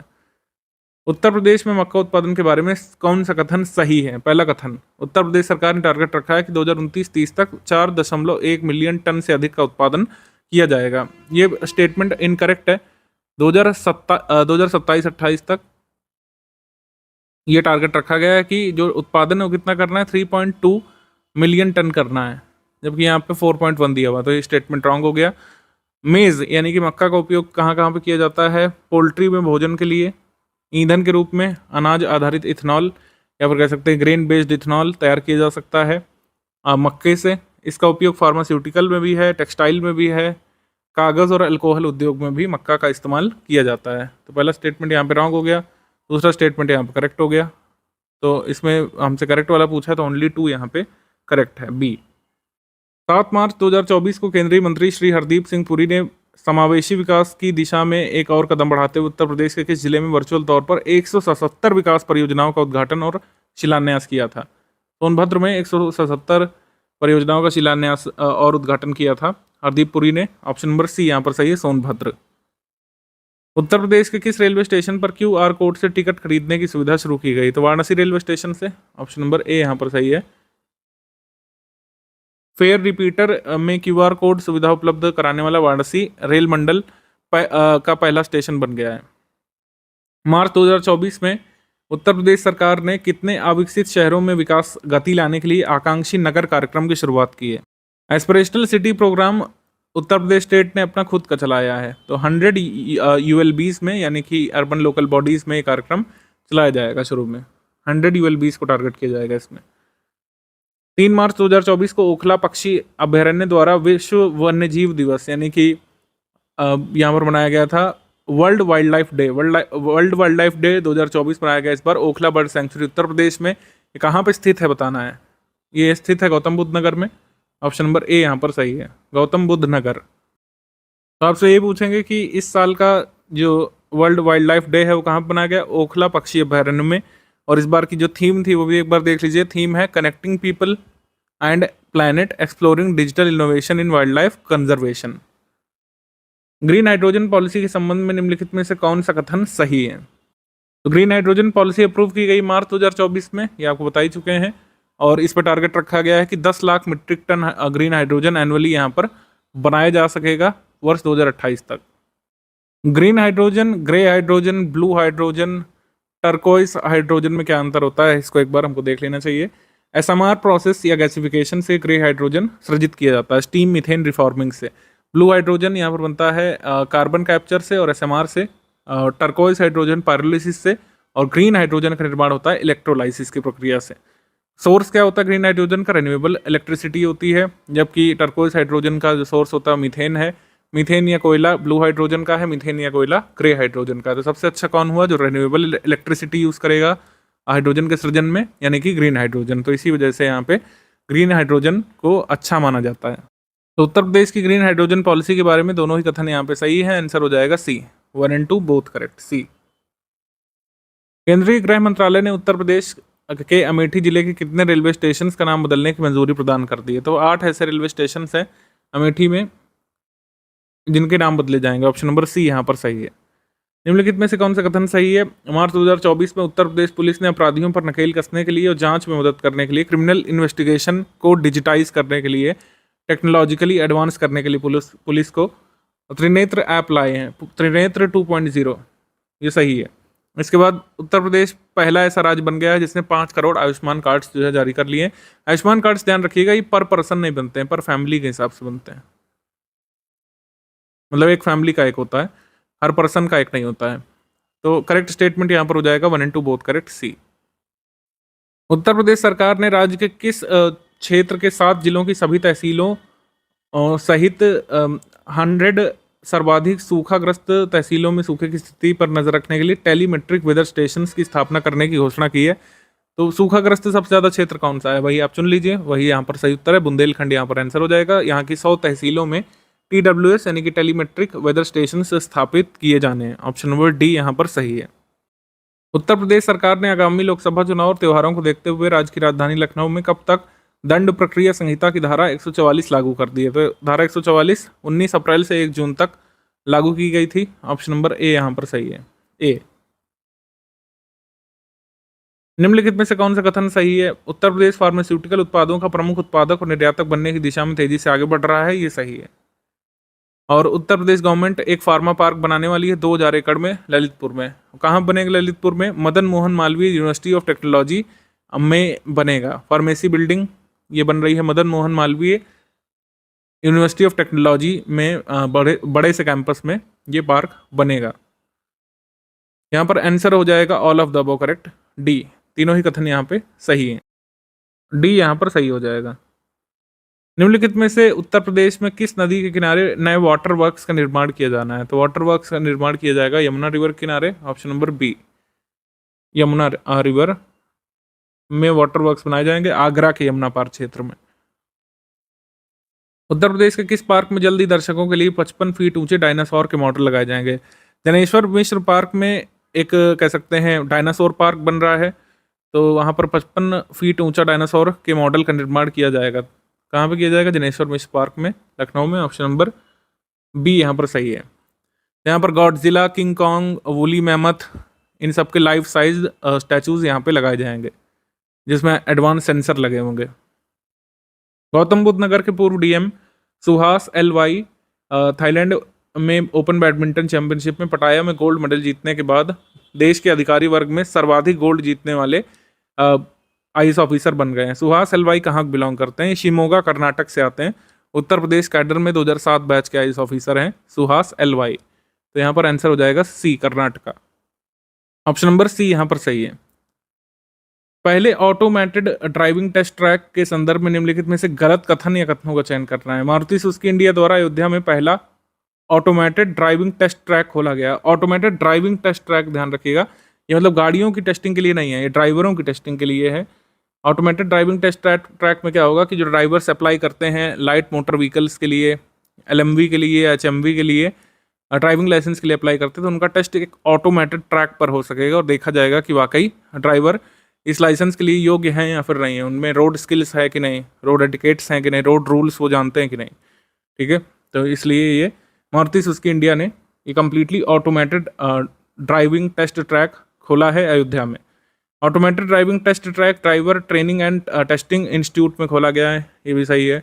इसको इनॉग्रेट किया था चीफ मिनिस्टर ने, ये रॉन्ग है। परिवहन मंत्री जी ने इनको, दयाशंकर सिंह ने इसका इनॉग्रेशन किया था, तो गलत स्टेटमेंट इसमें फाइंड करना है, गलत हो जाएगा ओनली 3, सी यहाँ पर सही। मुख्यमंत्री जी ने इसका उद्घाटन नहीं किया है। 10 मार्च 2024 में BCCI के उपाध्यक्ष राजीव शुक्ल ने उत्तर प्रदेश के चौथे अंतर्राष्ट्रीय क्रिकेट स्टेडियम का शिलान्यास कहाँ पे किया था? इसका शिलान्यास किया था गाजियाबाद में। गाजियाबाद के राजनगर में एक अंतर्राष्ट्रीय क्रिकेट स्टेडियम बनेगा, UPCA का है और UPCA ही इसका निर्माण करेगा। ठीक है, और बाकी उत्तर प्रदेश में इंटरनेशनल क्रिकेट स्टेडियम कहाँ कहाँ पे हैं ये आपको पता होना चाहिए। एक तो हो गया ग्रीन पार्क कानपुर नगर में, फिर आपका इकाना जहाँ पर IPL मैचेस चल रहे हैं, वर्ल्ड कप के भी मैचेस हुए थे कुछ लखनऊ में। और एक वाराणसी में निर्माणाधीन है स्टेडियम, इसका उद्घाटन अभी मतलब कह सकते हैं शिलान्यास PM मोदी जी ने किया था, उसका निर्माण शुरू हो चुका है। और ये आगरा और ये आपका D गाजियाबाद में ये नया बन रहा है। 10 मार्च 2024 को भारत के प्रधानमंत्री जी ने उत्तर प्रदेश के किस जनपद से भारत के 15 हवाई अड्डा परियोजनाओं का उद्घाटन किया था? आजमगढ़ से कई हवाई अड्डा परियोजनाओं का उद्घाटन किया था, जिसमें कुछ नए टर्मिनल भवन विभिन्न हवाई अड्डों के शामिल हैं, कुछ नई बिल्डिंग शामिल है। ठीक है, तो ये यहाँ पे दिया हुआ है। लखनऊ भी एक कह सकते हैं एयरपोर्ट है जिसकी नई बिल्डिंग या टर्मिनल का उद्घाटन PM मोदी जी ने किया था। आंसर यहाँ पे D हो जाएगा। कौन सा कथन सही है? IIT कानपुर में देश का पहला हाइड्रोन थेरेपी सेंटर शुरू किया गया। हाइड्रोन थेरेपी का इस्तेमाल होता है कैंसर के उपचार में। भारत का पहला हाइड्रोन थेरेपी सेंटर है और वैश्विक स्तर पर एकमात्र 7th है, मतलब वैश्विक स्तर पर 7th इंडिया का पहला हाइड्रोन थेरेपी सेंटर कहाँ पे खोला गया है? IIT कानपुर में। तो दोनों स्टेटमेंट यहाँ पर करेक्ट हो गए, C यहाँ पर सही है। निम्नलिखित में से कौन सा कथन गलत है? इलाहाबाद उच्च न्यायालय की लखनऊ पीठ ने उत्तर प्रदेश मदरसा शिक्षा बोर्ड अधिनियम 2004 को असंवैधानिक करार दे दिया है। सही। उत्तर प्रदेश जल्द ही एक मेजर प्रोड्यूसर और एक्सपोर्टर बन जाएगा फार्मास्यूटिकल प्रोडक्ट्स का, ये भी सही है। फॉर्मर गवर्नर ऑफ उत्तर प्रदेश अजीज कुरैशी नहीं रहे, ये भी सही है। आंसर यहाँ पर हो जाएगा D। इनकरेक्ट पूछा, इनकरेक्ट कोई है ही नहीं, आंसर यहाँ पे D होगा। उत्तर प्रदेश एक्सप्रेसवे औद्योगिक विकास प्राधिकरण ने अडानी टोटल एनर्जीज ई मोबिलिटी लिमिटेड के साथ 4 एक्सप्रेसवे पर चार्जिंग इंफ्रास्ट्रक्चर स्थापित करने के लिए मंजूरी प्रदान कर दी है। तो कहाँ पर ये एक्सप्रेसवे में चार्जिंग इंफ्रास्ट्रक्चर क्रिएट नहीं किया जाएगा? प्रयागराज लिंक एक्सप्रेसवे शामिल नहीं है जहाँ के लिए ये कॉन्ट्रैक्ट किया गया है। आगरा लखनऊ एक्सप्रेसवे हो गया, Bundelkhand expressway, Purvanchal expressway, Agra Lucknow expressway, Gorakhpur link expressway पर ये चार्जिंग इंफ्रास्ट्रक्चर बनाए जाएंगे। 26 चार्जिंग स्टेशन यहाँ पर बनाए जाएंगे जिससे इलेक्ट्रिक व्हीकल्स को वहाँ पर चार्ज किया जा सकेगा। फरवरी 2024 में निम्नलिखित में से किस ने S2 नामक भारत की पहली hyper velocity expansion tunnel test सुविधा का सफलतापूर्वक स्थापना और परीक्षण किया है? ये किया है IIT कानपुर ने। अगेन ऑप्शन नंबर B यहाँ पर सही है। ये क्या है? ये है India first hyper velocity expansion tunnel test facility. इसका नाम रखा गया है S2 और इसको एक निक नेम दिया गया है जिगरथंडा। जिगरथंडा, जिगरथंडा नाम से एक मूवी भी आई थी साउथ की, तो इससे आप एसोसिएट कर सकते हैं। 24 मीटर लंबी फैसिलिटी है हाइपरसोनिक एक्सपेरिमेंटल एरोडायनामिक्स लेबोरेटरी जो है डिपार्टमेंट ऑफ एरोस्पेस इंजीनियरिंग के अंतर्गत IIT कानपुर में, वहाँ पर इसको स्थापित किया गया है। भारत का ये पहली ऐसी फैसिलिटी है। ऑप्शन नंबर B यहाँ पर सही है।